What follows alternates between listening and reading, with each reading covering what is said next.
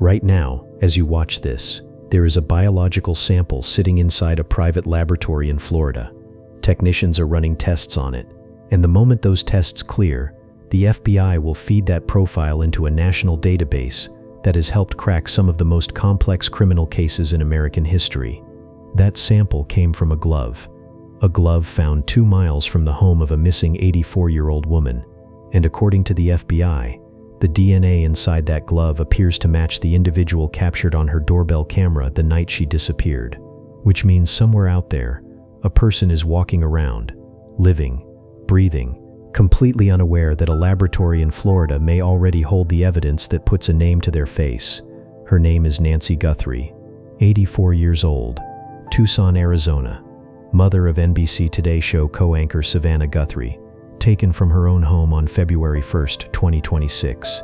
No warning, no goodbye, no trace, except biological evidence recovered from her front porch, a cardiac monitoring application that registered a loss of signal at 2:28 in the morning, and a masked figure on a doorbell camera that the entire country has now seen. 3 weeks, over 40,000 tips, a $100,000 reward, and still no Nancy. If this is your first time here, stick around. Cases like this are exactly why this channel exists, and this one is far from over. Hit subscribe so you're here the moment it breaks. Ask yourself this before we go any further. If someone you loved vanished overnight, and the only physical evidence left behind was a glove found 2 miles away, how long before you'd start questioning everyone who was in that house that night? Because that question is already being asked, and the answers are complicated. January 31st, 2026. Nancy Guthrie wakes up in her home in the Catalina Foothills, a quiet desert neighborhood north of Tucson, the kind of place where the nights are dark and the streets are still, and your neighbors are far enough away that you wouldn't hear anything unusual, even if you were listening. She has plans today. At 5:30 in the evening, she calls an Uber. She's headed to her oldest daughter Annie's house. Dinner, card games, family time. The kind of ordinary evening that doesn't feel significant until it becomes the last one. Annie and her husband Tomaso Cion host. The evening passes without incident. Laughter, cards on the table, plans made for the next day. At some point during that evening, Nancy mentions she's supposed to watch virtual church services with a friend the following morning. Everything is normal. At 9:48 p.m., Tomaso drives Nancy home. Think about that timing for a moment. It's not late by most standards. The streets are quiet but not empty. The drive from Annie's house to Nancy's takes minutes. At 9:50 p.m., Nancy's garage door opens, then closes. Tomaso pulls away. Nancy is home. Documented, verified, safe. Or so everyone believed. What happens next unfolds across a 4-hour window that investigators have spent 3 weeks trying to reconstruct second by second. Because somewhere between 9:50 p.m. and 1 o'clock in the morning, something shifts. A decision gets made. A plan gets set in motion. And Nancy Guthrie, sharp, independent, 84 years old, has no idea it's coming. Here's what the cameras captured when it arrived. Before we go any further into what happened that night, you need to understand who Nancy Guthrie is, not because it changes the forensic timeline, but because it changes everything about how you read this case. Nancy moved to Tucson over 50 years ago. She built her life here, raised her daughters here, planted herself so deeply into this city that when people who knew her describe her, they don't reach for words like fragile or elderly. They reach for words like sharp, independent, present. She was 84 years old, and she was still driving herself places, still managing her own home in the Catalina Foothills, still attending church, still sitting down for card games with family on a Friday night, and making plans for the following morning without anyone needing to remind her. She had mobility issues. That part is documented. Sheriff Chris Nanos stated it plainly. Nancy could not walk 50 yards without assistance. The terrain around her home, desert rock, uneven ground, steep drops, was not terrain she could navigate alone. She had a pacemaker. She required daily medication. She was physically dependent on her environment in ways that matter enormously to this investigation. But mentally, Nancy Guthrie was completely there. She knew her routine. She knew her neighborhood. She knew her family. She knew where her phone was, where her medication was, and what she was doing the next morning, which is exactly why what investigators found inside her home 12 hours later stopped everyone cold. Her phone was still there, her medication untouched, Every personal belonging she would have needed if she left voluntarily, still sitting exactly where she left it. Nancy didn't walk out of that house. So ask yourself the question investigators have been asking since day one. How did someone get her out? 1 o'clock in the morning. The Catalina Foothills are silent. The desert doesn't make noise at this hour. No traffic, no voices.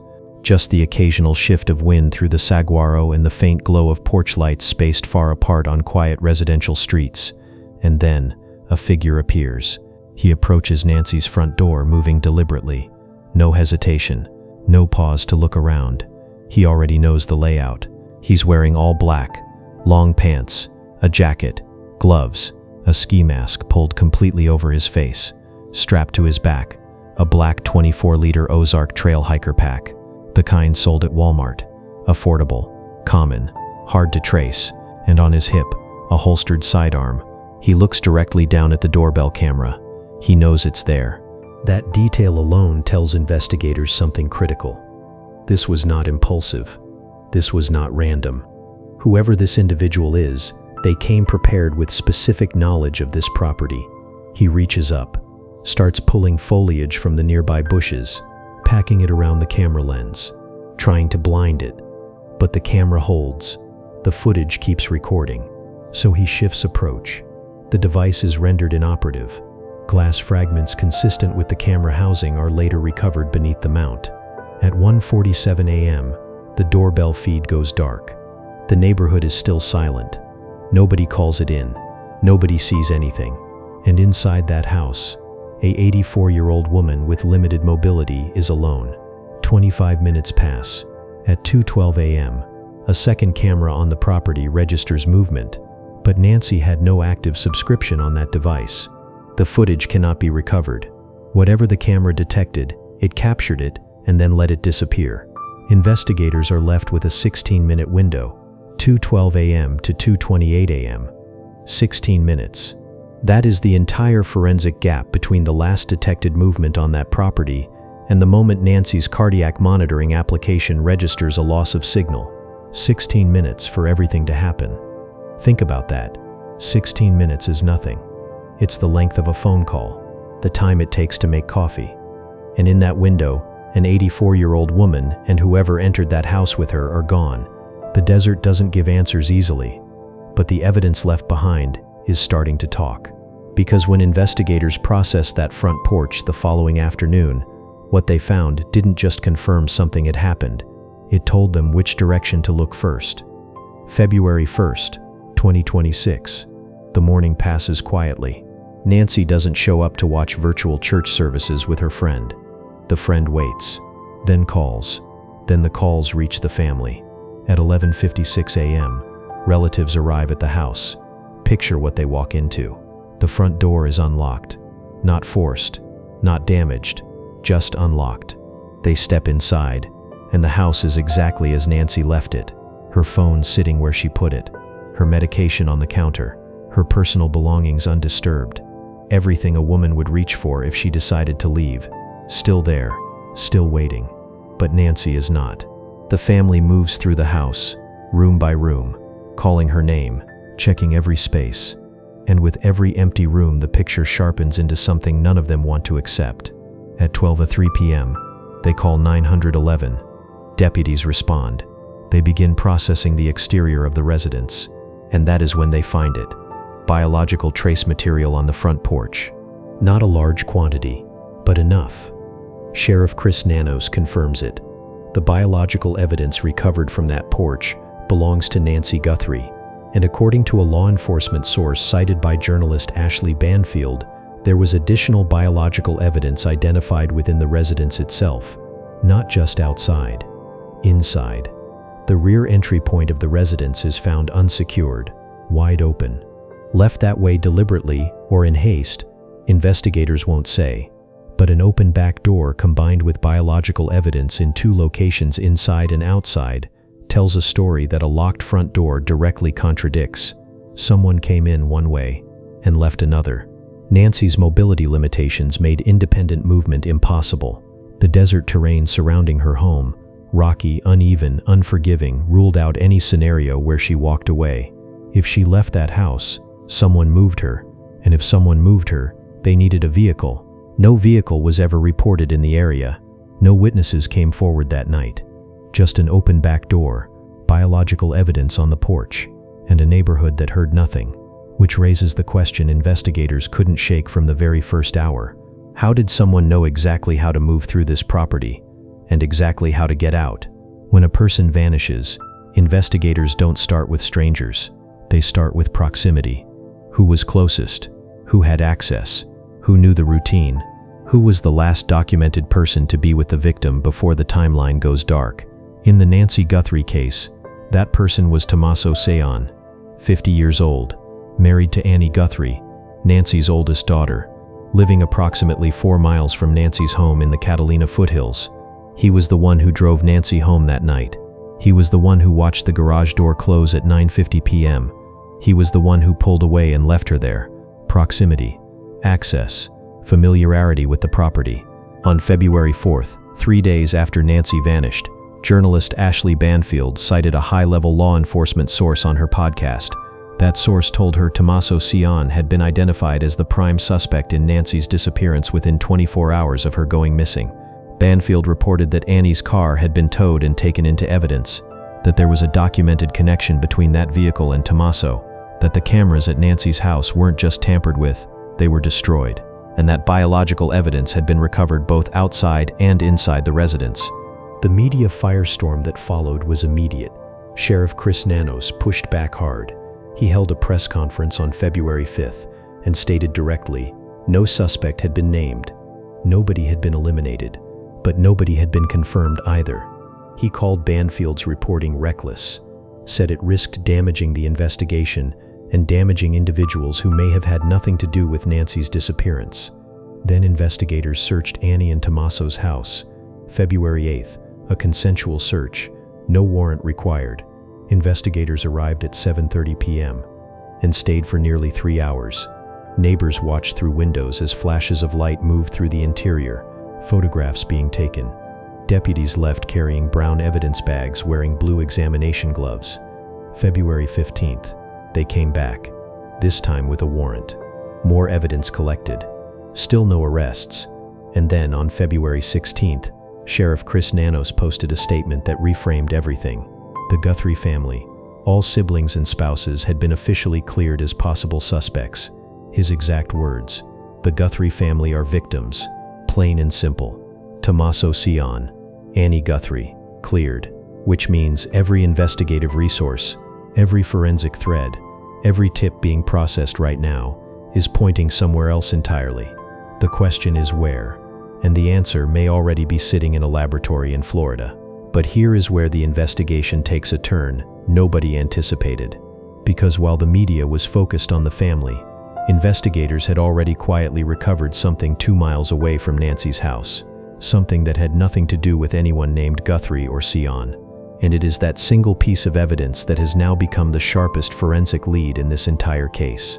2 miles. That is the distance between Nancy Guthrie's front porch and the spot where investigators recovered a single glove. Not dropped carelessly, not sitting in plain sight, found during a methodical sweep of the area surrounding the Catalina Foothills, the kind of search that happens when investigators are working outward from a crime scene in concentric rings, covering every inch of terrain between where something happened and where a suspect might have gone. The glove goes to the lab, and what comes back changes the entire forensic landscape of this investigation. Male DNA, recovered from inside the glove. A biological profile that does not match Nancy Guthrie, does not match anyone in her immediate family circle. An unknown male profile, clean, distinct, and according to the FBI, consistent with biological evidence already collected at Nancy's residence. The same individual who wore that glove was at that house. That connection between a discarded glove 2 miles away and the scene of Nancy's disappearance is the hardest forensic link investigators have established in 3 weeks of work. It is not a theory. It is not speculation. It is a DNA profile match confirmed by the FBI. But here is where the science gets even more significant. On February 12th, that glove sample was packaged and shipped to a private laboratory in Florida. Right now, as you watch this, technicians are running quality control tests on that biological profile, preparing it for submission to CODIS, the national DNA database that holds the biological profiles of every individual arrested in the United States. And the FBI has already stated something that tightens this further. The DNA profile recovered from that glove appears to match the gloves worn by the masked individual captured on Nancy's doorbell camera. Read that again slowly. The glove found 2 miles away, the masked figure on the footage, the biological evidence at the scene, 3 separate forensic threads, and they are all pulling toward the same profile. CODIS returned no hits on initial submission, meaning this individual has no prior arrests on record anywhere in the national system, which tells investigators 2 things simultaneously. Either they are looking for someone who has never been in the system before, or the DNA belongs to someone with a legitimate reason to have been at that property. Both possibilities are still open, which is why investigators have now initiated genetic genealogy analysis, the same methodology that identified the Golden State Killer after decades of failed leads. Investigators upload the unknown DNA profile to public genealogy databases, find biological relatives, work backward through family trees, build toward a name. It is slow, it is painstaking, it requires precision at every step, but it works. And right now, a Florida laboratory is one quality control clearance away from potentially handing investigators the most significant development this case has seen. The science is moving. The net is tightening. Ask yourself, if that CODIS run comes back with a name tomorrow, what does the rest of this investigation look like? Because everything that happens next depends entirely on whose profile is in that database. But while the DNA lab work was underway, investigators were already moving on a separate lead entirely, one that pulled them 5 miles from Nancy's house, into a neighborhood nobody was watching, toward a man nobody had heard of. And what happened when they got there was captured entirely on camera. While forensic teams were processing the glove, investigators were already moving on something else, a second thread, a separate location, a name nobody had mentioned yet. The same style of reflective stripes visible on the Ozark trail pack worn by the masked individual at Nancy's front door. Investigators pulled the footage, ran the timing. Here is what the math produces. The individual in that secondary footage leaves the area at 1:53 a.m. Nancy's doorbell camera registers the masked suspect at her front door at 2:12 a.m. That is a 19-minute window. 19 minutes to cover 5 miles.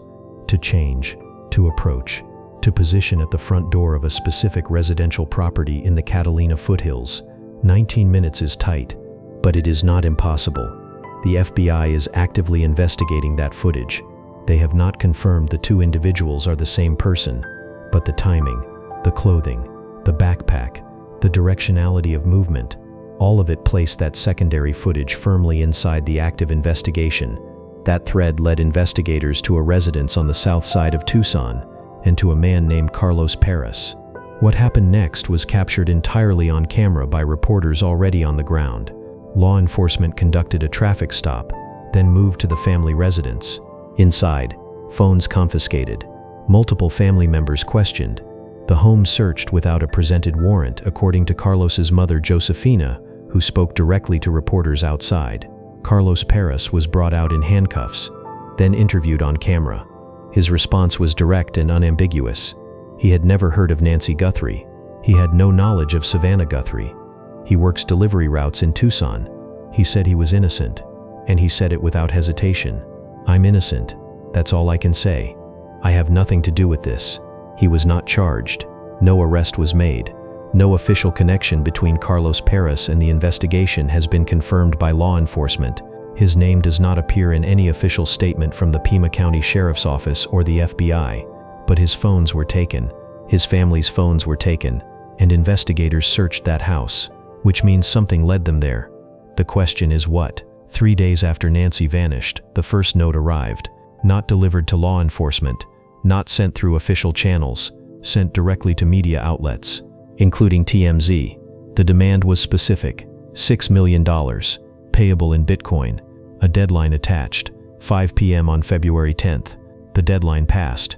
No proof of life was provided, no confirmation that whoever sent the note actually had Nancy, no evidence that these alleged communications originated from anyone with direct knowledge of her whereabouts. The FBI has not officially confirmed the authenticity of any ransom communication received in connection with this case. Then a second note surfaced. Another deadline, another demand, and still nothing that investigators could anchor to a verified source. Here is the forensic reality of Ransom communications in high-profile disappearances. When a case reaches national saturation, and this case reached it within 48 hours, the volume of fraudulent contacts sent to media and law enforcement spikes dramatically. Individuals with no connection to the case whatsoever send communications designed to insert themselves into the narrative. It happens in virtually every case of this magnitude, which is precisely why the FBI does not publicly respond to or confirm ransom communications until authenticity can be established through verification processes the public never sees. So the family had to make a decision: respond publicly and risk legitimizing communications that may be fraudulent, or stay silent and risk missing the one communication that might be real. They chose to respond. Savannah Guthrie, Annie, their brother Cameron. They appeared together on camera, flanked by each other, reading from prepared statements, voices steady, the kind of steady that only comes from people holding themselves together through deliberate effort. Cameron Guthrie spoke directly to whoever was watching. Whoever is out there holding our mother, we want to hear from you. We haven't heard anything directly. We need you to reach out so we can move forward. But first we have to know that you have our mom. Then 2 weeks in, Cameron returned to camera alone. His message this time was quieter, more deliberate. It is never too late to do the right thing. We believe in the essential goodness of every human being. That sentence, directed at whoever took Nancy Guthrie, is the kind of language families use when they are running out of options and trying to reach someone through the only channel still available to them. It is also the kind of language that tells you something about where this family is emotionally after 15 days of silence. No proof of life, no confirmed contact, no Nancy. Over 40,000 tips have flooded the FBI tip line. The reward stands at $100,000, $50,000 from the FBI, $50,000 from the family directly. Sheriff Nanos has said it plainly. The right tip has not come in yet, which means somewhere out there, someone knows something.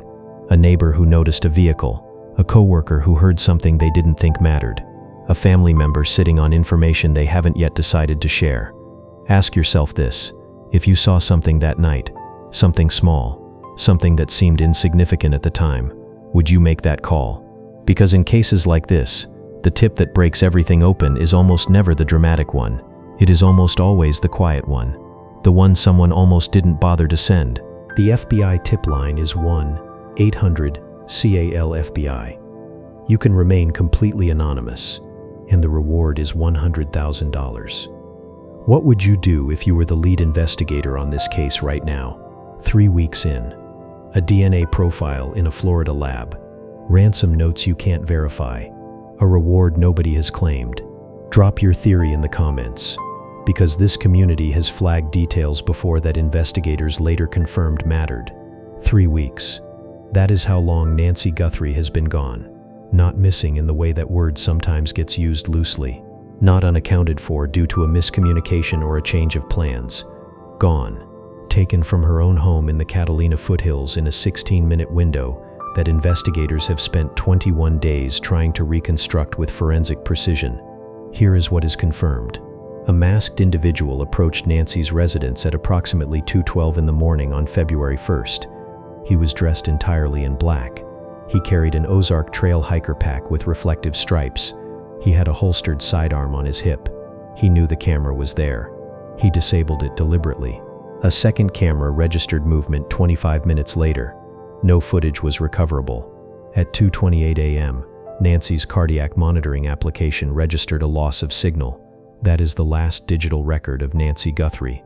Biological trace material confirmed as belonging to Nancy was recovered from the exterior of her residence. Additional biological evidence was reportedly identified inside. The rear entry point was found unsecured. Her phone, her medication, her personal belongings, all left behind. A glove was recovered 2 miles from the scene. Male DNA recovered from inside it. That profile is consistent with biological evidence collected at Nancy's home. The FBI has confirmed the DNA appears to match the gloves worn by the masked individual on the doorbell footage. That sample is currently in a private laboratory in Florida undergoing quality control testing before CODIS submission. Genetic genealogy analysis has been initiated. the Guthrie family has been officially cleared. All siblings, all spouses. Victims, in the words of Sheriff Chris Nanos, plain and simple. Over 40,000 tips have been received.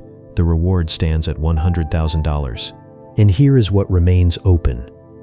Nancy's location, her current status, the identity of the masked individual, the origin of the DNA profile, whether the Ransom communications are authentic, what led investigators to that secondary residence 5 miles away, and whether the CODIS submission, when it clears that Florida lab, returns a name. This case is not cold. The forensic work is active. The tip line is live. The reward is unclaimed. And somewhere in this city, in a neighborhood, a workplace, a conversation someone is still deciding whether to have, the answer to this case may already exist. It just hasn't reached the right person yet. If you recognize the masked individual from the doorbell footage, the build, the gait, the Ozark Trail backpack with reflective stripes, call the FBI. The tip line is 1-800-CALL-FBI. You can remain completely anonymous. The reward is $100,000. Nancy Guthrie, 84 years old, Tucson, Arizona, still missing. If you were the detective handed this case file tomorrow morning, 1 DNA profile, 1 glove, 1 piece of footage, and 40,000 tips to sort through, where would you start? Tell us in the comments. And if this case matters to you, share this video, because the right person seeing this footage could be the thing that brings Nancy home. Next on the Case Files Collective, a case where the person who reported the crime may be the same person who committed it. Subscribe now. You will not want to miss it.